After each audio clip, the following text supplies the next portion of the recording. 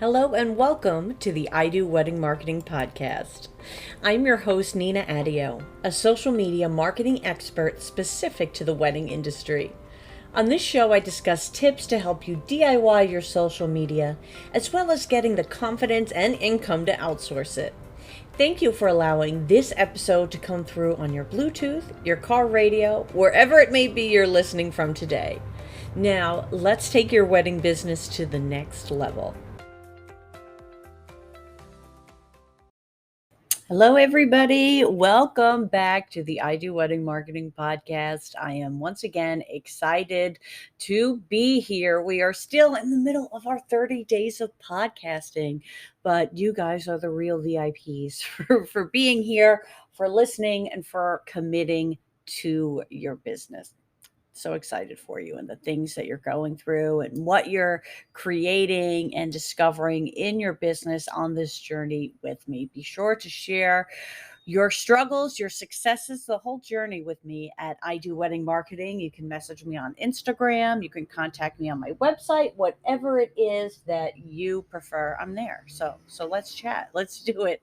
Today, what I want to talk about though is client retention strategies on social media, specifically Instagram. And client retention is how long a customer, client, prospective bride and groom, etc., is on your page or on your post. I want to talk about tips, tricks, techniques we can do to keep people on your page or on your post longer. So, the first thing I want to talk about are the posts themselves. So, when I am posting let's say I have a gallery of images that I'm going to do as a carousel post from a real wedding that a vendor worked on.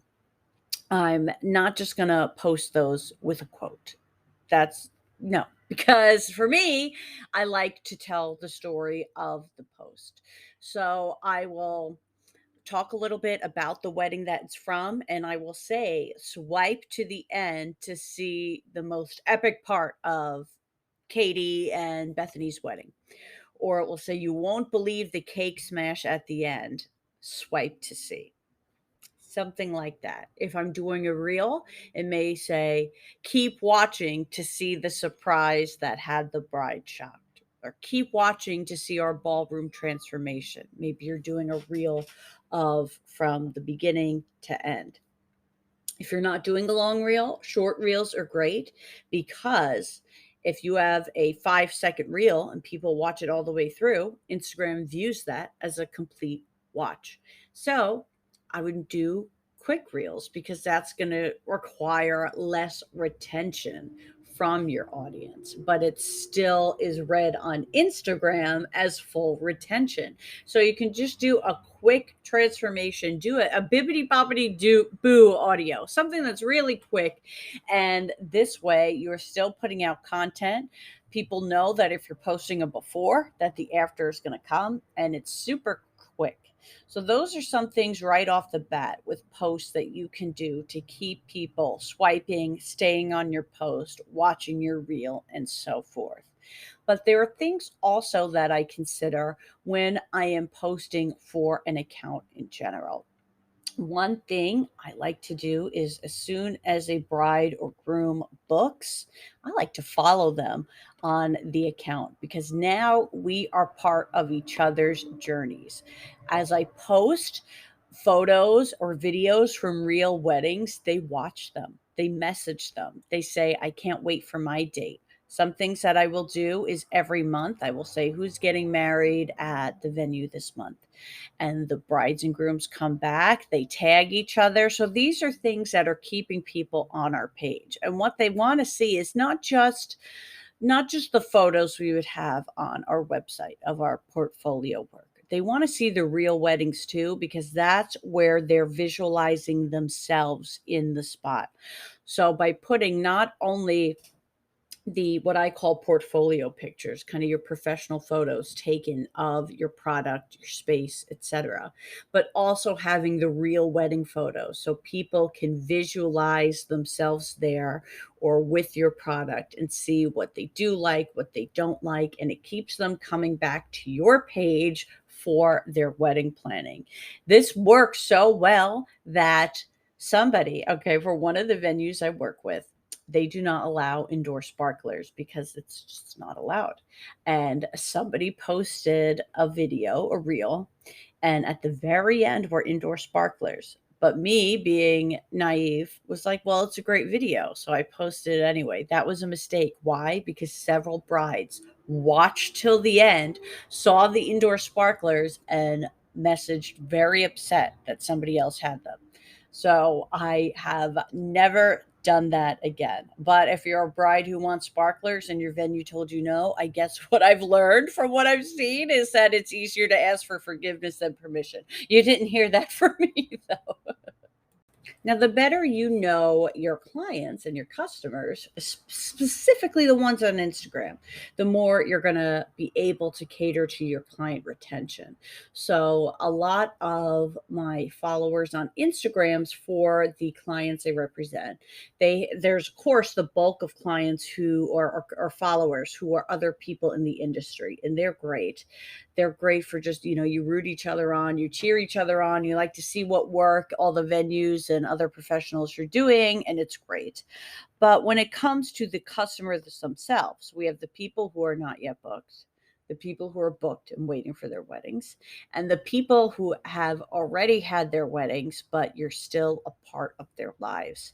And let's start with them first. They're really great when it comes to sharing photos from their wedding. Every now and then I'll share an older one, or if I see they have an anniversary, I'll reshare it to my stories, and it keeps that nurture sequence going. It keeps the client keeping you in mind for their next event, because what happens after marriage, First comes love, then comes marriage, then comes baby in the baby carriage, right? They're going to be having some more parties. They're going to be having a baby shower, potentially a christening, and then a first birthday party all within a year. So, when I post about showers, smaller scale events, that's how I'm keeping that client involved in our story. The story does not end after you're married. Of course, I am also sharing recent wedding photos. As soon as I get photos from a wedding, I want to make sure to post it on the client's page, my client's page, congratulating the new couple. This is not only great for the new couple and all their friends who celebrated with them, but my future bride and grooms to be on the page love to see the real weddings. That's what's now carrying them through from booked to the wedding day. They love seeing the plans at a real wedding, what the looks they went for, how the centerpieces looked, how tall they were, did they have sparklers? Where did they place them? What did they do for the send off? By having these real wedding photos, you become a part of the wedding planning for your already booked brides and grooms beyond the normal, beyond just them coming in for those designated appointments you have. You're really a part of the planning.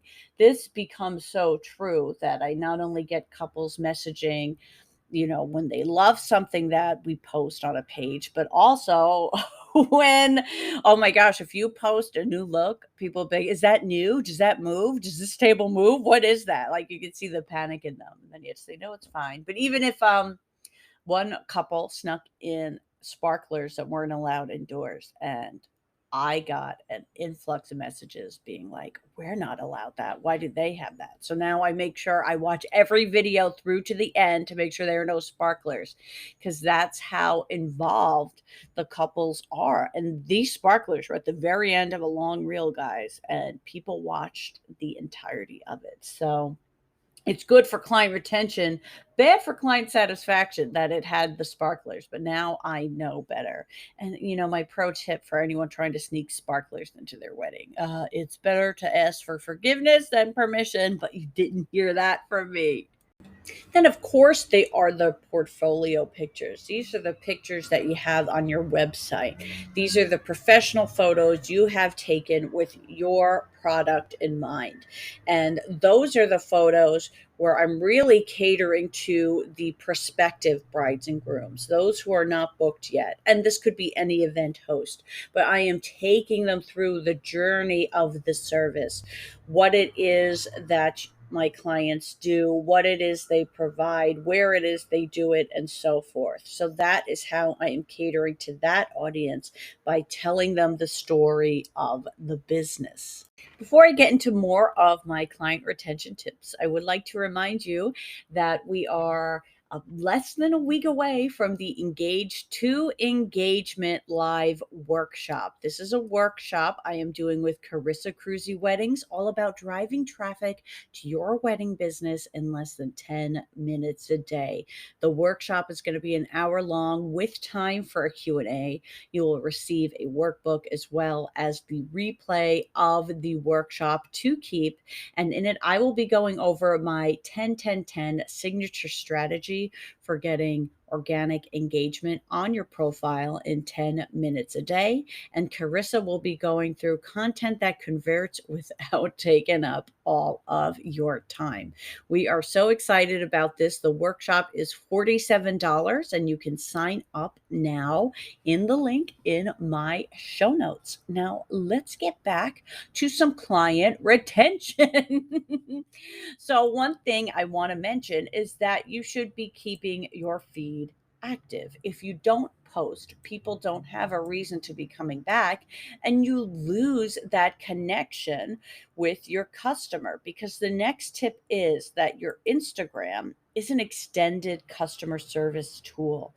I am there for my clients' couples because I am on the Instagram. And I've had it happen many times. If they can't get through to the phone, if they can't get through on email, they let me know. It's even happened where the email was getting kicked back. Something was wrong with the client's email.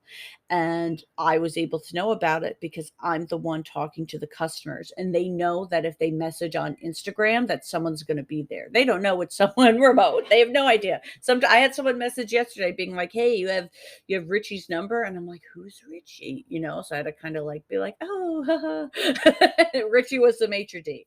And I did not give out his number. But that is how connected your brides and grooms to be already who have passed will come to you. I've even had a bride and groom who were having their 1 year anniversary and they wanted to eat at the venue's restaurant. They couldn't get the reservation time they wanted on Open Table, so they messaged the Instagram. So being present on Instagram is so important. And in the Engage to Engagement workshop, I will be talking about the minimum you can do to get the most amount of traction. So it's not something where if you can't invest in somebody doing this for you, I will show you the minimum that you can do to get these results and to create this amazing client relationships. It's so funny. I feel like I really know these people, and in actuality, I don't. It's kind of funny when you think about it, but that's how much your brand, becomes a part of these couples' journeys. So the long and short of that is that getting your couples involved helps to keep that retention. When I'm posting their wedding photos, I'm not just tagging the photographer. If I know the bride and groom are on Instagram, I tag them, especially if they've tagged me, their pages are public. You can really see that they're okay with it. And you can message to ask for permission too. And this really helps to further establish that connection you have with them as their venue and as the place where they got married. And you will see so often many couples use the same photographer, the same florist, the same venue over and over again because you have built that relationship with them beyond what's required, right? What's required is you come in to book, you come in to pick your menu, you come in to give your final numbers, whatever it is. And when you take it a step further, it really makes a difference. One of the things that has been working great is having the salesperson, whether that's you or somebody else, ask the couple if they would like to take a celebratory photo to post on Instagram, sharing that they booked. It doesn't have to just be for venues doing this, anyone can do this. And if they say yes, then I'll post it for them. I post it for the client, my venues professionals, etc. And then right away, the relationship starts because the bride and groom will comment how excited they are.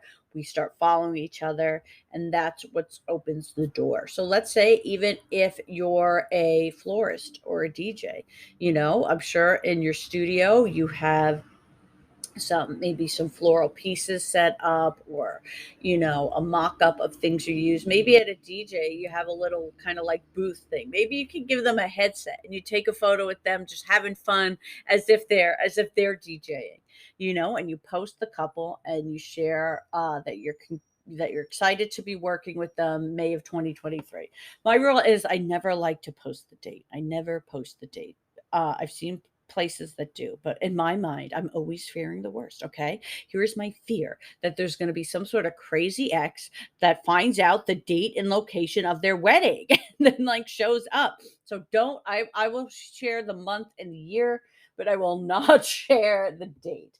That's just my personal tip and rule of thumb. It's not to share the date. And lastly, I think one which I alluded to in the beginning, you want to just tease that something's coming. So in your posts and in your reels, when you're saying stick around to the end, swipe till the end. If you have something new launching, maybe you're launching a new menu, a new product, a new partnership, you can start to say, continue to check back, or we're going to be at such and such place, continue to check back to see those photos, things like that. You want to keep people returning. And that's what I got for you today on client retention strategies. I hope you enjoyed it. This was a fun topic that I wasn't really planning on doing. It kind of just came to me. I did a past episode on Help a Reporter Out, and that was where I got the idea from Help a Reporter Out. So here we are, guys. And don't forget to join me and Carissa for the Engage 2 engagement workshop. If you have any questions on that, send me a message. And if you've gotten any value from our 30 days of podcasting, we'd love if you could leave the podcast a review, or maybe even take a screenshot and share it in your feed. If you tag me, I will share it to my audience too and let them know who you are. Because, like I said in the beginning, you are the VIP. Thanks so much for being here, guys, and I'll see you tomorrow.